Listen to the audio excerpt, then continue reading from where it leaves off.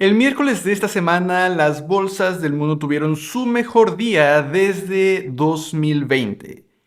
24 horas después tuvieron su peor día desde el comienzo de la pandemia. Esta volatilidad extrema en los mercados, en las inversiones que quizás en este momento estamos haciendo, por supuesto que es natural, nos orilla a preguntarnos qué es lo que debemos hacer ante estas situaciones. En este video entonces justamente hablaremos de eso, de qué es lo que debemos de hacer ante estos movimientos tan bruscos. Para empezar también qué es lo que está ocasionando estos movimientos tan bruscos y cómo evitar cometer los errores más comunes ante estos movimientos.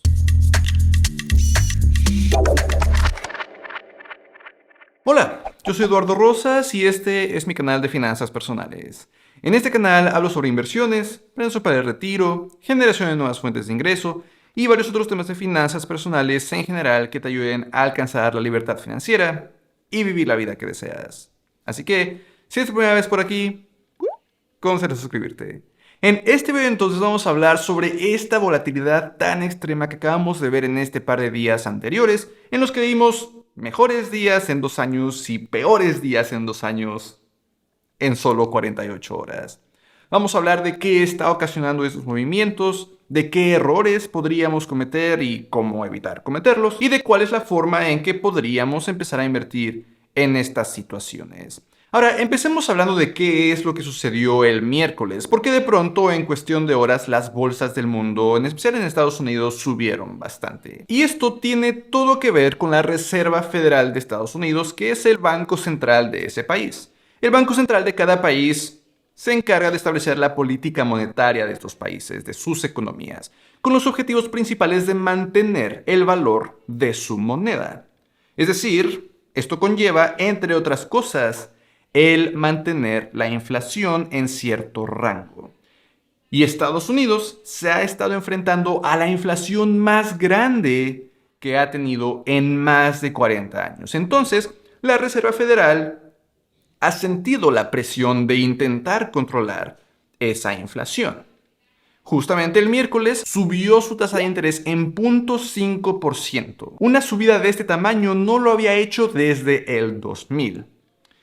Esto en primera instancia no es algo muy positivo para las empresas, porque efectivamente demuestra que la Reserva Federal está tomando medidas para controlar la inflación.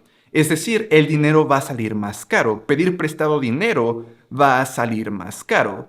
Entonces las personas van a gastar menos dinero, por supuesto las empresas entonces van a recibir menos dinero, porque la gente está gastando menos. Y si las empresas reciben menos, el valor de las empresas baja, entonces eso es lo que se esperaba cuando se ve esa noticia. Sin embargo, a la par de esta noticia, la Reserva Federal anuncia que no tiene planeado subir la tasa de interés en 0.75% o en escalones de 0.75%, que era lo que muchas personas estaban esperando. Esto entonces es una buena noticia para las empresas. Entonces la tasa de interés no va a subir tan rápido como creíamos.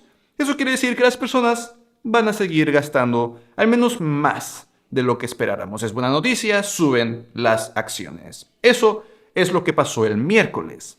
Al otro día vimos completamente lo opuesto. Las acciones, sobre todo de las tecnológicas, sufrieron bastante. El índice de las 500 empresas más grandes de Estados Unidos, el S&P 500, bajó por ahí del 3%. Pero el índice Nasdaq, que aglomera sobre todo a empresas tecnológicas o a empresas en Estados Unidos excluyendo financieras, bajó más de 5%. ¿Por qué sucedió eso si acababa de pasar un día de buenas noticias? Hay muchísimas razones, pero quizás la que tiene mayor peso es que muchos inversionistas aprovecharon la subida del miércoles para vender caro. Porque muchas personas en este momento, inversionistas, están nerviosos ante la situación económica mundial. Entonces aprovecharon un día de buenos precios, porque acababa de subir los precios de sus inversiones, para vender caro. Pero por supuesto, si de pronto hay muchas personas vendiendo, la ley de oferta y la demanda. Hay mucha oferta en el mercado de muchas personas vendiendo sus acciones. La demanda no creció, entonces los precios bajan. Por eso, entonces, ocurrió la caída del jueves. Además, justamente podemos ver que tras hacer la venta de este tipo de activos, sobre todo de empresas tecnológicas, de empresas en Estados Unidos, muchos inversionistas en su lugar empezaron a invertir en activos muchísimo más estables. Por eso también vimos por ahí quizás al precio del oro subir, al precio de los bonos subir, etc. Entonces justamente está un poco correlacionado esto. Sin embargo, la verdad es que cuando suceden este tipo de cosas, el mercado es muy complejo, no hay una sola razón. E incluso estas razones que acabamos de mencionar son razones de muy corto plazo. Es que estoy vendiendo porque ayer subió, pues eso va a suceder continuamente. No es la forma en que nosotros debemos de invertir. No debemos de tomar decisiones por lo que está sucediendo hoy. Debemos de tomar decisiones por lo que nosotros necesitamos en el largo plazo para crecer nuestro patrimonio. Sin embargo, esta situación sí nos puede ayudar a identificar dos errores que quizás podríamos estar cometiendo con nuestras inversiones. Esta volatilidad podría hacer que sus errores sean más obvios que cuando las cosas son un poco más calmadas. Y el primero de esos errores que podríamos estar cometiendo es estar invirtiendo mucho en un solo sector. El día de ayer jueves justamente nos dimos cuenta de cómo las acciones de las empresas tecnológicas bajaron más en promedio que un portafolio más diversificado, no tan cargado a un solo sector. Mencionaba la comparación del S&P 500, 500 empresas en Estados Unidos, contra el Nasdaq, que está muy cargado tecnológicamente. Y eso no fue solo ayer jueves, las tecnológicas han tenido unos meses un poco difíciles. Si bien en los últimos 10, quizás incluso 20 años, invertir solo en tecnológicas o muy cargado al sector tecnológico ha generado tremendos rendimientos en comparación con solo invertir en el S&P 500, no solamente son los rendimientos en lo que nos tenemos que fijar, sino también esta volatilidad de qué tanto nos preocupa que de pronto mi inversión baje tanto en un solo día. No que la inversión en el S&P 500 no baje, pero esa volatilidad es menor. Las bajadas y subidas también serán un poco más graduales, menos extremas. Entonces, justamente nunca es bueno cargarse tanto a un solo sector. ¿Por qué? Porque significa que estamos exponiéndonos a riesgos de un solo sector. Y entonces, aunque estemos invirtiendo en muchas empresas, si todas ellas son de un mismo sector, tienden a moverse de forma similar. Se dice que hay una correlación elevada. Esto lo pudimos ver muy claramente en 2020 con los hoteles, o en general con la industria del turismo. Si nosotros estábamos invirtiendo en 1000 empresas, suena que estamos bien diversificados.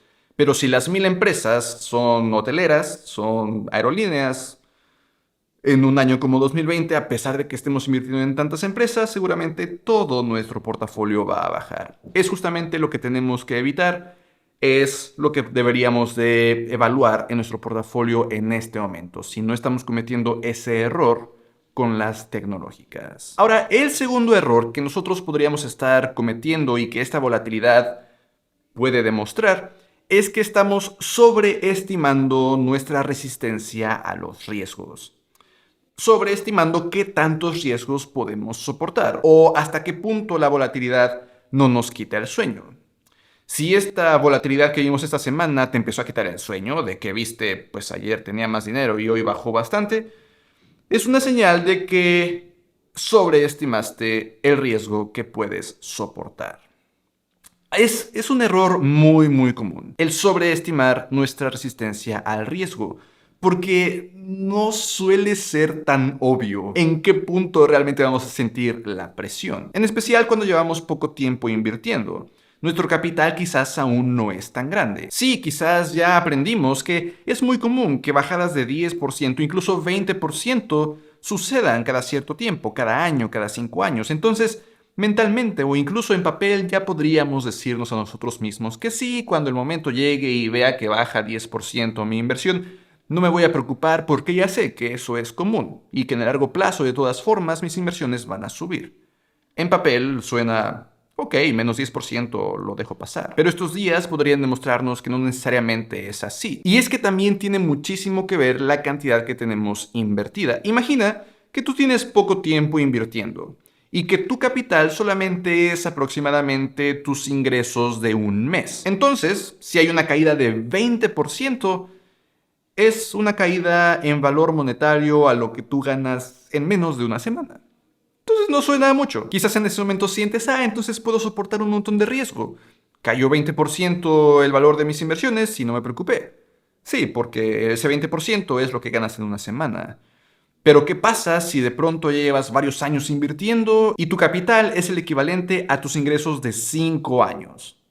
Ahora, una misma caída de 20% significa tus ingresos de un año completo. Con este ejemplo quizás entiendas por qué digo que solemos muy fácilmente sobreestimar nuestra resistencia a los riesgos. Es bien importante que intentes darte cuenta de estas situaciones y de que cuando se presenta esta volatilidad, evalúes qué tanto te quitó el sueño. Y si te quitó el sueño tantito, empezar a hacer ajustes, a empezar a invertir, empezar a modificar tu portafolio para que un mayor porcentaje vaya a activos menos volátiles. Para este momento entonces ya hablamos sobre qué está ocasionando la volatilidad y ya hablamos de 2 errores que podríamos cometer. Ahora vamos a hablar de cómo es que deberías de invertir, que por supuesto es la misma recomendación que menciono constantemente, que es simplemente seguir tu plan, pero por supuesto que en estos momentos es muy fácil empezar a preguntarnos si no deberíamos esperar. Si hay volatilidad hacia abajo, si las acciones están cayendo, es normal preguntarnos si no deberíamos de esperar a que dejen de caer. ¿Qué tal si mañana caen más y ahora ya perdí dinero de cómo lo compré hoy? Y viceversa, si la volatilidad es hacia arriba, es fácil preguntarnos si no deberíamos esperar a que regrese al punto en el que estaba hoy, porque ahora está más caro, voy a comprar caro, ¿qué tal si mañana cae? Espero que te des cuenta que esto no tiene mucho sentido, porque estamos contradiciéndonos. Si cae, queremos que vuelva a subir, si sube, queremos que vuelva a bajar. En general, siempre debemos de comprar en cuanto tenemos el dinero disponible para comprar. Esto, por supuesto, en el largo plazo, si nosotros cambiamos nuestra perspectiva a una de varios meses, de varios años, es fácil identificar qué es la estrategia correcta. Pero entiendo que en el día a día, con una perspectiva de unas horas o de unos días, incluso un par de semanas, esta decisión es más difícil. Para intentar hacer esta decisión más fácil para ti, vamos a ver un par de gráficas. Esta gráfica de aquí es el S&P 500, ese índice de las 500 empresas más grandes de Estados Unidos, a lo largo del último año. Vas a encontrar solamente 4 puntos rojos. En esos 4 puntos rojos hubo una volatilidad de 3% o más. Quiere decir que durante las últimas 52 semanas del año, 4 de esas semanas han tenido alta volatilidad, sea hacia arriba o sea hacia abajo. Si tenemos una perspectiva de corto plazo, como aquí, podríamos pensar que en esas semanas es cuando más dudas sobre si comprar o vender podríamos tener. Pero si empezamos a tener una mentalidad de un plazo superior, por ejemplo, esta gráfica de aquí es de 5 años, podemos empezar a ver que estas semanas suceden todo el tiempo. Las semanas de alta volatilidad suceden todo el tiempo. Ya no solamente vemos estas 4 que veíamos en la gráfica anterior, vemos continuamente, incluso por aquí, vemos semana tras semana tras semana de volatilidad. No son puntos separados, es una línea constante. Y si vemos esta gráfica de aquí, de 10 años, también vemos semanas volátiles una tras otra vez. Y esta gráfica de aquí de los últimos 22 años, bueno, es mitad roja, mitad azul. Todos esos puntos rojos son semanas de alta volatilidad. Y te darás cuenta que a pesar de toda esa volatilidad, esta gráfica va bastante para arriba. Incluso cuando esa gráfica incluye la década perdida. Los primeros 10 años de este milenio fueron terribles para los inversionistas. Prácticamente lo que invirtieron en 2000 valía lo mismo en 2010, no tuvieron rendimientos.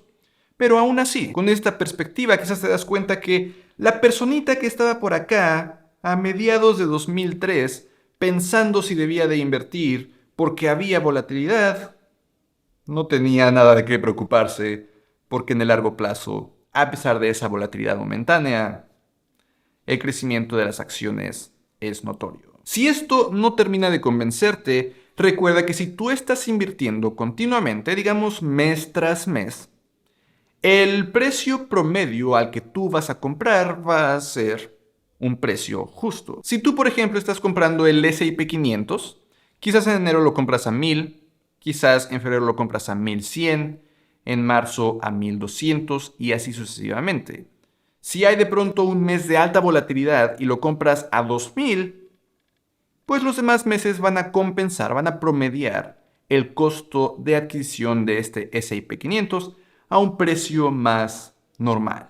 Entonces, incluso si una vez compras muy caro o una vez compras muy barato, el precio promedio al que habrás comprado es algo justo. A esto se le llama el dollar cost averaging o el promediar el costo de adquisición. Es una de las enormes ventajas de invertir constantemente, mes tras mes. El asegurarnos de que incluso si en algún momento compramos muy caro o compramos muy barato, pues al final todo se cancela, todo se promedia a un valor justo. Sabes entonces que debes de ignorar la volatilidad, porque como vimos en las gráficas, la volatilidad es cosa de todos los días. No debemos hacerle mucho caso y simplemente seguir comprando. Y justamente el seguir comprando nos permite promediar el costo de adquisición, haciendo que siempre sea algo justo. Pero por supuesto, siempre debemos de buscar que esta volatilidad sea la menor posible para que no nos quite el sueño. Si, como mencionaba hace un momento, esta volatilidad que viste esta semana te empezó a quitar el sueño un poco, es una señal perfecta para que en este momento decidas cambiar un poco la forma en que estás invirtiendo. En lugar de invertir en acciones, empieza a invertir un poco más en bienes raíces o en bonos, que son inversiones muchísimo más estables. El problema con esto es que incluso si ya tienes un portafolio diversificado, un portafolio balanceado, es un poco difícil, al menos en México, al menos en este momento, darnos cuenta de qué tan volátil es nuestro portafolio completo. Me explico. En este momento, al menos, si nosotros queremos invertir en bonos, en CETES, en los bonos que literalmente se llaman bonos, probablemente lo estamos haciendo a través de CETES Directo, porque CETES Directo no nos cobra comisiones.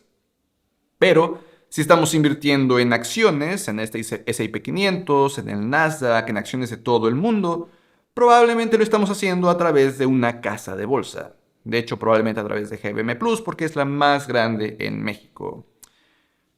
Pero estas están separadas. Entonces, si nosotros estamos invirtiendo, para hacer el ejemplo sencillo, 50,000 pesos en CETES y 50,000 pesos en acciones a través de GBM Plus, probablemente cuando entremos a nuestra cuenta de GBM Plus y veamos una caída de 10%, se va a sentir como una caída de 10%, a pesar de que es una caída de 5%, ¿no? Porque nuestro portafolio no solo es GBM Plus, la otra mitad la tenemos en CETES, y CETES es muy estable, no vamos a ver estas caídas. Lo que deberíamos de intentar hacer es contemplar esa caída de 10% dentro de todo nuestro portafolio. En este momento, de hecho, estoy trabajando en una herramienta que nos podría ayudar a resolver esta situación, pero aún no está lista. Te voy a dejar un enlace ahí abajo en la descripción en caso de que te interese tener una herramienta que te ayude a ver la volatilidad real de tu portafolio. Solamente déjame tu correo en ese enlace y yo me encargo de avisarte en cuanto esté disponible. Pero mientras, es en realidad bastante sencillo el identificar qué volatilidad real estamos experimentando.